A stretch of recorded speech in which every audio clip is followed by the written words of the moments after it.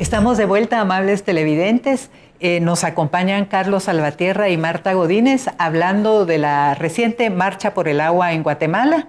Les sugerimos al final del segmento también ver las entrevistas que tratan también sobre temas relacionados. Muy bien, en este tercer segmento queremos nosotros explorar un poco, y para que nuestros televidentes lo vean, después de que la marcha entra a la ciudad capital, ¿cuánta gente habrá habido en total en la marcha, calculan ustedes? Unas 35,000 personas. Hasta 35,000 personas podrían ser, ¿verdad? Que entraron el día 21. Y eso lo recogieron los medios de comunicación, entre 25, 30 y 35,000 personas. Nosotros nos quedamos con 35,000 porque vimos mucha gente. Había mucha gente. Yo creo que esa sí fue la experiencia de todos los que en alguna parte vimos la marcha. Muy bien, el recorrido es ya un éxito, pero la marcha llega y tiene también unos objetivos en la ciudad capital, ¿verdad? Entonces, tal vez comenzaríamos contigo, Marta. Llega la marcha a la ciudad capital y ¿qué se hace? ¿Qué se busca y qué se logra? Bueno, primero quisiera decir que para la Asamblea Social y Popular y para todos los que estuvimos involucrados en eso fue muy difícil decir hacia qué poderes del Estado o hacia qué institucionalidad. Nosotros quisimos desestructurar desde nuestra cabecita, ¿verdad? Que todo tiene que ir a un organismo, ¿verdad? Y creo que esa fue una de las primeras consensos que tuvimos, que no era una marcha que iba a pedir una ley o que iba a hacer una exigibilidad a alguna autoridad en su momento, sino iba a ser, digamos, más amplia. Sin embargo, durante el desarrollo sí había la necesidad de ir teniendo una posición política frente a los diferentes poderes del Estado, ¿sí? Pero sí las comunidades decían, bueno, ¿y qué le vamos a decir? ¿A qué Estado? ¿A qué institución? ¿Verdad? Esa necesidad siempre de tener, o sea, tratamos de combinar que era una marcha también que apelaba, digamos, a una posición política crítica de la ciudadanía, porque el tema del agua es una responsabilidad de todos y todas, ¿verdad? Si no tenemos conciencia ni no logramos constituirnos como sujetas políticas o sujetos políticos frente a la institucionalidad, de nada nos sirve, ¿verdad? Porque nos enfrentamos a esos poderes, a ese Estado que no necesariamente, digamos, hemos logrado, ¿verdad? Que sean, digamos, servidores públicos y que respondan al bien común. Sin embargo, pues hicimos las peticiones, ¿verdad? Porque fuimos a visitar a los 3 poderes del Estado, digamos, muy concretos, y uno era todo lo relacionado a la denuncia, digamos, de ese secuestro de los ríos, ¿verdad? Por lo tanto, una de las demandas fue el tema de que la Asamblea Social y Popular, la Marcha del Agua, plantea que el desvío de los ríos, el secuestro de los ríos debe ser tipificado como delito. Creemos que eso, digamos, es una de las partes sustantivas de la marcha, ¿verdad? No puede ser posible que a cualquiera que se le ocurra desviar el río, privatizar un manantial, lo haga con total impunidad cuando eso es un bien común. El otro es también denunciar los niveles de criminalización, judicialización, ¿verdad?, que se ha hecho en torno a aquellas comunidades, pueblos, organizaciones, ¿verdad?, aquel ciudadano común silvestre que está haciendo una defensa del agua, que se le criminalice, ¿verdad? Que se le cuestione. Entonces también hacer la denuncia que tanto empresas privadas, transnacionales y otro tipo, digamos, de actores o empresas, digamos, están haciendo del agua, digamos, un tema de mercancía. Por el otro lado también es plantear, digamos, la necesidad de que si se llegara a legislar, ¿verdad?, el control y uso del agua, nos oponemos rotundamente a que se haga desde esa visión mercantilizada.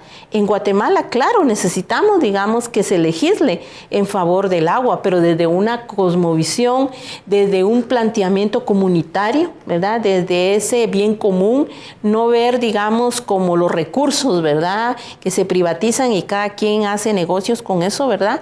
Y también alertar, digamos, a las autoridades de los poderes que deberían de estar fiscalizando, monitoreando controlando, vigilando que las autoridades no estén, digamos, usurpando funciones y que estén dándole seguimiento a que este tipo de delito, este tipo de abuso, de contaminación que se haga desde cualquier naturaleza pueda seguir siendo perseguido y puedan definir, digamos, sanciones administrativas penales, ¿verdad? Sí. Pero muy severas, porque de esta manera creo que hay que darle una buena señal, digamos, a las transnacionales, a los empresarios que siguen utilizando esos recursos para ganar y ganar más dinero. Queda clara la preocupación por la privatización, que es lo que lleva a lo que me parece muy poderosa la imagen del secuestro de los ríos, ¿verdad? Y entonces yo quería preguntarte, Carlos, tú que estás en la Red Manglar y que nos has hablado de la llegada de los ríos al mar, ¿verdad? Esta búsqueda de que el secuestro de los ríos o el desvío de los ríos sea visto, tipificado como un delito, ¿cómo va eso? ¿Se logra? ¿Hay oídos? ¿Tierra fértil para esa propuesta? Yo creo que cuando nosotros empezamos y acompañar a las comunidades, la base mínima para la discusión en las mesas técnicas era: habrá mesa técnica y habrá diálogo si el río llega al mar. Y con agua que sea una cantidad adecuada, no un poquito de agua, sino porque se utiliza mucha agua. O sea, en la parte alta por Cocales se identificaron 9 metros cúbicos por segundo y en la desembocadura estaban llegando 2. ¿Qué pasa con esos 7? ¿A dónde se va y qué se usa? Una cuestión está en que ya existe una tipificación, ¿no?, en el Código Penal donde sobre la usurpación indebida de las aguas. Lo que buscaba esta iniciativa de la que se está hablando, de la 50-58, es que se agudizara las penas de cárcel y de multa a quien cometiera ese delito. Entonces era una agudización de la pena que era bastante severa porque es un delito bastante grave. Es dejar sin agua a las comunidades y a los ecosistemas también. Entonces, sobre esto nosotros creemos que ahí ya hay que la ciudadanía debe de estar bastante atenta, porque ya hubo una demostración por parte de los diputados del Congreso en el cual 70 votaron en contra de esta iniciativa. O sea, nosotros decimos desde la Red Manglar y creo que también desde la Marcha por el Agua, ¿verdad?, que hay 70 diputados que le están dando la espalda a que los ríos lleguen hacia el manglar y hacia el mar. Entonces creo que es una acción constante y nosotros en todos los espacios que yo puedo trato de remarcar ante lo que dicen las instituciones de gobierno, ¿verdad?, de lo que se ha logrado y los avances, que nada se hubiera logrado sin estas acciones de movilización. En el caso del Madre Vieja, cuando la gente se organiza y ellos mismos con sus propias manos van con palos y con lo que encuentran a quitar las arenas, la piedra que hay en esos ríos para que su río llegue al mar. Y la Marcha por el Agua entonces llega en el momento más oportuno de todos porque viene a dar todo un caudal, hablando de agua, ¿verdad?, de energía y de voces. 35,000 personas. Ya la marcha ya tuvo un éxito. 35,000 personas que dicen: el agua es un bien común, los ríos deben de llegar al mar, nuestra tierra se está destruyendo. Entonces creo que esa para mí el logro más grande de la marcha, porque además la podemos considerar como la marcha histórica, porque sobre temas ambientales y ecológicos más grande que ha habido en nuestro país. Yo he consultado con mucha gente y dicen: Carlos, es que no, ni desde el Día de la Tierra habíamos tenido una marcha y una denuncia tan fuerte. Entonces, con lo que me preguntabas de los ríos y el mar, esa es nuestra consigna. Y ahorita que viene la época de lluvia va a cambiar, el panorama va a ser distinto para quienes están en los casos de defensa de los ríos. Hay que documentarnos y cuando lleguen las autoridades llevemos las fotografías de nuestro río seco, porque ya nuestro río va a llegar con agua y no porque sea, digamos, a voluntad de las industrias o de los políticos, sino porque ya está lloviendo, ¿verdad? Ajá. Pero entonces tenemos que seguir manteniendo esa consigna que los ríos tienen que llegar al mar. Quisiera agregar, digamos que, bueno, lo que quisiéramos decir es que la marcha ya en sí fue un éxito. Sin embargo, creo que todavía hace falta, digamos, acciones coercitivas para que el Ministerio de Energía y Minas, el de Economía, el MAGA y otras instancias como el Congreso de la República respondan, digamos, a esa ética política por lo cual fueron electos, ¿verdad? Aquí, digamos, hay actores, ¿verdad?, con nombres y apellidos que tienen una doble moral en donde nos hemos sentado a negociar, a plantear, digamos, la posibilidad de hacer, pero a la hora, por ejemplo, del voto, ¿verdad?, en el caso del Congreso de la República, ha dado, digamos, un rotundo no. Ahí lo vamos a dejar por el momento. Gracias, Marta. Es muy interesante lo que nos dicen Carlos y Marta en relación con la necesidad de que las autoridades, los diputados y otros funcionarios respondan a lo que planteó la marcha, que es una reivindicación para todos, no solo para algunos sectores. Aquel famoso discurso de que las leyes tienen que ser para todos, este sería el caso más claro, ¿verdad? Muy bien, vamos a dejar aquí este segmento, se nos ha terminado el tiempo, pero regresamos para nuestras reflexiones finales. Estamos de vuelta en breve.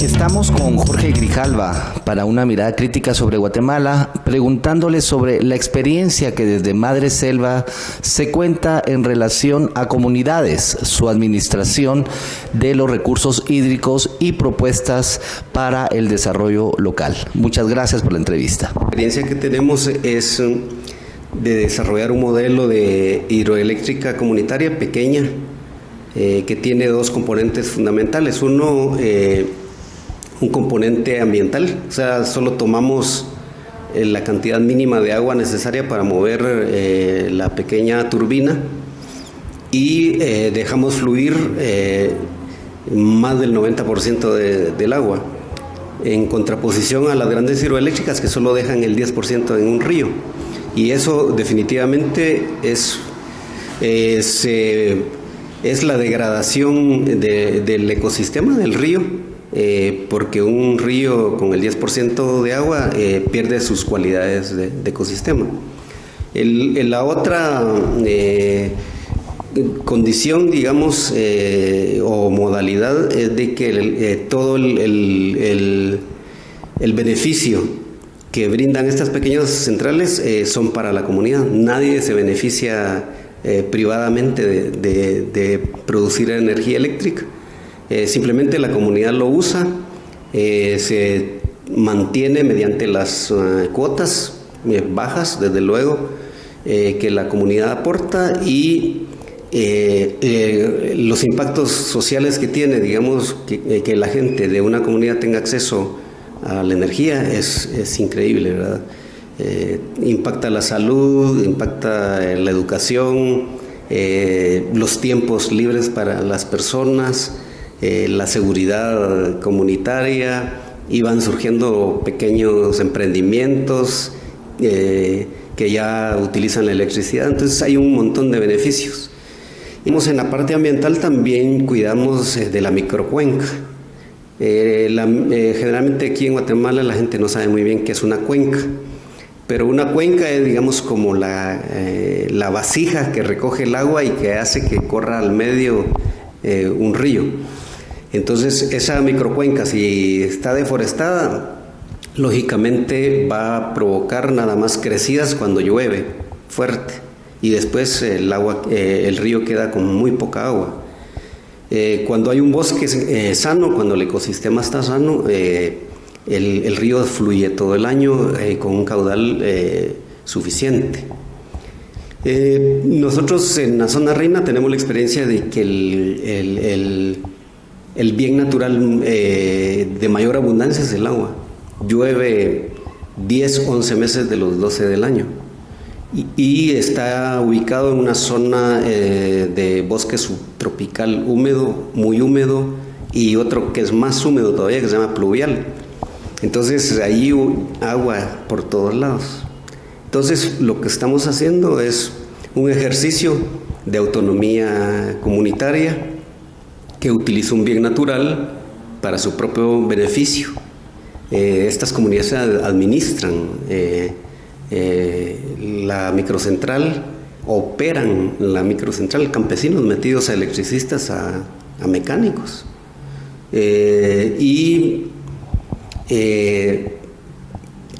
Van pensando, digamos, en la sostenibilidad a largo plazo, porque son proyectos siempre diseñados para 25 años. Entonces, siempre y cuando tengan el mantenimiento adecuado, el uso adecuado, y hasta ahorita ha sido un elemento también importante de cohesión social, porque es de utilidad universal en la comunidad. Entonces eso se convierte en un elemento cohesionador. Los proyectos tienen un componente de manejo integral de la microcuenca, se llama eso, que no tiene que ver nada más con la parte de que tenga bosque, sino que dónde sembramos, dónde cultivamos, cómo evitamos la erosión de los suelos, cómo evitamos la contaminación de las aguas, digamos, todos estos elementos, cómo socialmente llegamos a acuerdos para cuando una microcuenca está compartida con otras comunidades, ponernos de acuerdo para manejarla. O sea, hay una serie de cosas que